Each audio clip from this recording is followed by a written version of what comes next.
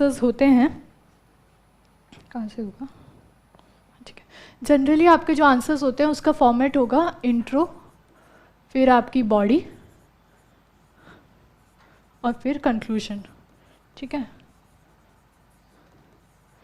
तो आपके पास जैसे मैंने आपको कंटेंट जब नोट्स बनाने के लिए बोला था, आप 1-2 पेजेस का कंटेंट बनाएं हर कीवर्ड के लिए, तो क्यों? क्योंकि आपको जो मेन पेपर है उसमें आपको या तो आंसर्स लिखने हैं 2 पेज के फॉर 10 मार्कर्स या 3 पेज के फॉर 15 मार्कर्स, और उन 1-2 पेज में इतना कंटेंट हो जाता है कि जब आप पेपर में लिखोगे तो 2 या 3 पेज का आंसर तो लिख ही दोगे। तो don't go beyond that, ultimately आपको वो 2 या 3 पेजेस में ही अपना कंटेंट को डालना है, तो इट विल बी सफिशिएंट। तो इंट्रो आप जनरली आप कितने लाइंस का लिख सकते हो? आप 3 से कैसे होगा, छोड़ो, 3 से क्या हो गया, अच्छा हाँ, तो 3 से 4 लाइंस का आप इंट्रो लिखें जब भी, don't go beyond this. 2 line में हो रहा है तो भी ठीक है, ऐसा नहीं है अब 3 में ही करना है, 2 में भी हो रहा है तो, बट 4 से ऊपर मत जाना, ना आपके पास स्पेस है ना टाइम है, ठीक है। कंक्लूजन भी सेम। मैं तो जनरली मैंने बताया टाइम मेरा इतना अच्छा नहीं था, तो कंक्लूजन लिखते लिखते तो ना तो मेरे पास ज़्यादा स्पेस बचती थी ना ज़्यादा टाइम बचता था, तो मैं तो जनरली 2 से 3 लाइन का ही लिखती थी, इससे ज़्यादा मैं लिखती भी नहीं थी। कभी कभी तो मैं 1 लाइन का भी लिख देती थी अगर बहुत ही कम हो रहा है तो, बट आपको लिखना है तो फिर से वही, इसमें भी आप ज़्यादा 3 से 4 से ज़्यादा तो जाना ही मत, ठीक है। बाकी आप जितना भी देख सकते हैं। बाकी मेन रही बॉडी, तो according to demand of the question आप बॉडी डिवाइड कर लो। तो कोई क्वेश्चन है आपका, तो उसमें जो जो चीज़ें पूछी हैं, अगर कॉज पूछा है तो पहला आपका कॉज हो जाएगा, फिर उसके बाद अगर इफ़ेक्ट पूछा है तो पहला फिर आपका इफ़ेक्ट हो जाएगा, और बाद में अगर आपसे कुछ वे हेड पूछा है, सॉल्यूशन पूछा है तो ये हो जाएगा। तो आप बॉडी को इससे डिवाइड कर लीजिए।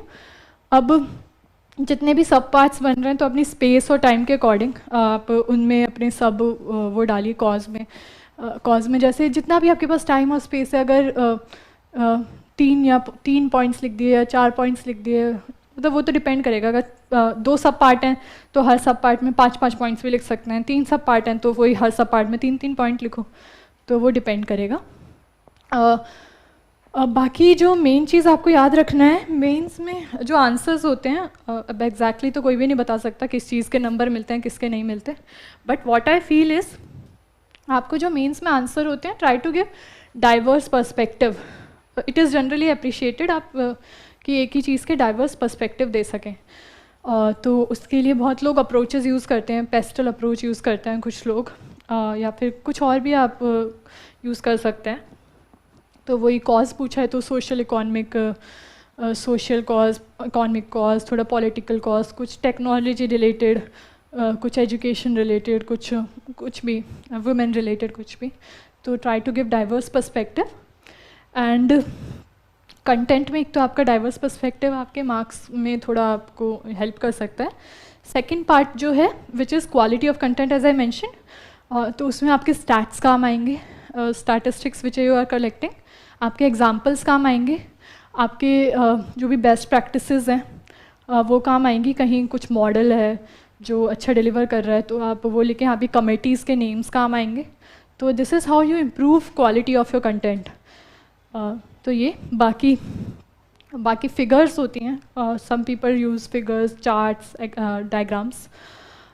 तो उसके लिए what you can do is, जहाँ पे भी आपको लगे, देखो ultimately you have to remember कि whoever is checking your paper ना, उसके लिए आप अपना काम, उसका काम ईजी करो, ठीक है। आप मतलब he must be checking a lot of paper in a day, तो आपकी जब वो शीट चेक करे तो मतलब उसका काम ईजी हो।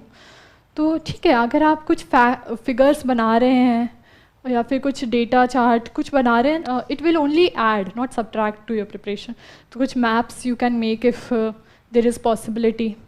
आप डेटा शो करने के लिए भी some people make pie charts, जैसे आपको कुछ भी दिखाना है, वुमेन का रिप्रेजेंटेशन दिखाना है आपको पार्लियामेंट में, तो you just do like that कि 15% रिप्रेजेंटेशन है, तो ठीक है, ये थोड़ा इंटरैक्टिव हो जाता है वे, ठीक है। तो डेटा शो करने के लिए भी कैन यूज़ पाई चार्ट्स और बार ग्राफ्स और समथिंग लाइक दैट. तो you can add to that and उससे आपका गेन ही होगा. तो this is about answer writing. बाकी टाइम मैनेजमेंट में अगर आपका 10 मार्कर है तो उसे आप कोशिश करें कि 7 मिनट्स में कंप्लीट करने के लिए, और 15 है तो 9 to 10 मिनट्स, 10 मिनट्स मैक्स. ठीक है. तो मैं तो यही कोशिश करती थी. एंड एक टाइमर या स्टॉप वॉच ले लो. ठीक है. जब घर में प्रैक्टिस करो ना वो 2-3 क्वेश्चंस की डेली, प्रीवियस क्वेश्चन से ऐसे ही कहीं और से, तो टाइमर या स्टॉप वॉच के साथ करो. एंड ये आप स्टिक करने की कोशिश करो. बाकी एक ब्रॉड टाइमलाइन अपने दिमाग में रखो. ब्रॉड टाइमलाइन जैसे आपका पेपर है 3 घंटे का. ठीक है. आप कैसे अटैम्प्ट कर रहे हैं क्वेश्चंस वो डिपेंड करता है. बट जैसे आप पहले 10 मार्कर्स अटैम्प्ट कर रहे हैं तो आप ये टाइमलाइन दिमाग में रखो कि आपका जो फर्स्ट हाफ आवर है उसमें you must have done at least 4 10 markers या 4 से थोड़ा सा ज़्यादा.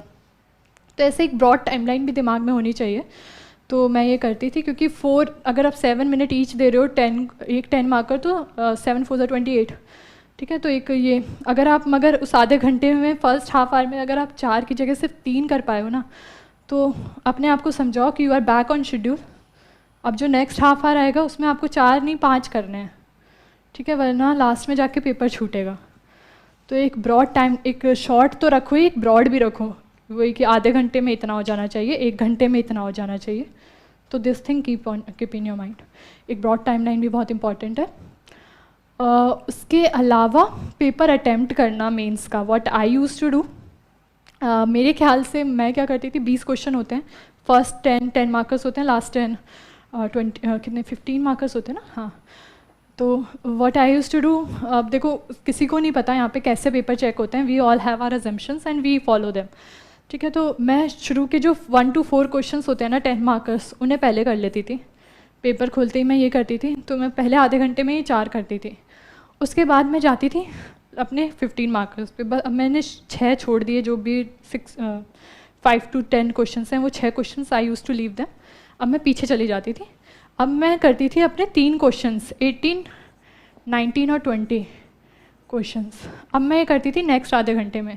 तो ये क्योंकि 15 मार्कर से 10 ईच लगता था, तो वही 30 मिनट में हो जाते थे. तो अब मैं ये करती थी. इसके मैं 18 19 20 इसलिए करती थी पहले क्योंकि कई लोग कहते हैं पीछे से चेक होता है, कोई कहता है आगे से चेक होता है पेपर. तो ठीक है, दोनों कर लेती थी. पहले आगे के लिख लिए 4, फिर उसके बाद पीछे के 3 लिख लिए. अब फिर मैं आ जाती थी, अब 1 घंटे में मुझे इतना करना है. मैंने ये दिमाग में मैं रखती थी 1 घंटे में इतना करना है. अब थोड़ा आगे पीछे कर लो, इनमें 7 की जगह किसी में 8 लग रहे हैं तो फिर दूसरे में 6 ही लगाना है. ठीक है. तो वो आगे मैं 1 घंटे में इतना करने की कोशिश करती थी. उसके बाद फिर मैं आ जाती थी वही, अब मैं सारे क्योंकि 15 मार्कर्स थोड़े ज़्यादा नंबर के होते हैं, तो फिर अब मैं वो 11 से 17 करती थी. 11 से 17 करती थी. फिर इसके बाद फिर ये करने के बाद फिर मैं 5 से 10 करती थी. अब ये जो 8 9 10 वाला जो है वो टाइम होता है आपका पेपर छूटना, आपको लगता है छूटेगा. तो इसमें थोड़ा इजी भी रहता है. जब आपको सिर्फ 2 पेज के लिखने होते हैं ना, तो you also tend to write थोड़ा कम कंटेंट से भी आपका छूटता नहीं है इतना. तो this is what I used to do. अगर किसी को अच्छा लगे तो you can try it. But ये सीधा जाके एग्ज़ाम हॉल में मैं ट्राई करना, अभी पहले ट्राई कर लेना. You will also find out कि if this works for you. If this does not, change your strategy, try something else. If that works for you, replicate it. तो experiment करने का टाइम ये है. Exam hall is not the time to experiment. अभी करो, जो वहाँ यहाँ वर्क करता है वो वहाँ करेगा. ठीक है. तो ब्रॉड टाइमलाइन रख के आई यूज़ टू डू. एंड फिर भी लास्ट में मेरा टाइम मैनेजमेंट हमेशा से थोड़ा गड़बड़ था. तो लास्ट में आके जब लास्ट के 2-3 क्वेश्चंस बचते थे तो टाइम थोड़ा कम हो जाता था. तो लास्ट के जब 2 क्वेश्चंस बचते थे तो हमेशा मेरे हर पेपर में इनफैक्ट मेरा लास्ट का कम से कम 1 क्वेश्चन का जो कंटेंट है it has been compromised. Like बहुत कम कंटेंट छोड़ा मैंने एक भी क्वेश्चन नहीं है. सारे पेपर्स में सब कुछ लिखा है. पर जो लास्ट का 1 क्वेश्चन होता था उसका कंटेंट मतलब बहुत जल्दी में बस लिख दिया. तो उसमें what I used to do, मैं इंट्रो लिख देती थी. बॉडी इंट्रो तो प्रॉपर लिख देती थी, वही 3-4 लाइन का. बॉडी थोड़ी स्क्वीज़ करती थी, थोड़ा कम लिखती थी बॉडी में. मतलब टाइम होता तो और अच्छे से लिख देती, तो थोड़ा टाइम नहीं है तो थोड़ा कम करके लिख देती थी, थोड़ा एक फिगर बना देती थी अगर याद आता था या फिर बन सकता था, तो कि स्पेस भी कवर कर लेता था वो फिगर, और ऐसा भी नहीं लगता था कुछ छूट गया, तो वो स्पेस भी अच्छा कवर कर लेता था, और फिर लास्ट में कंक्लूड बस। तो ऐसा अगर टाइम का किसी को इशू आ रहा है तो लास्ट के 1-2 question if you even right थोड़ा जल्दी जल्दी तो it's fine, but don't leave out anything. I'll suggest both are important. Completing the paper is also important, and doing it with quality for at least maximum questions, not for all, for maximum questions, it is also important. So both things are important, क्योंकि वो ही edge दिलाएगा last में, ठीक है? So this is about answer writing.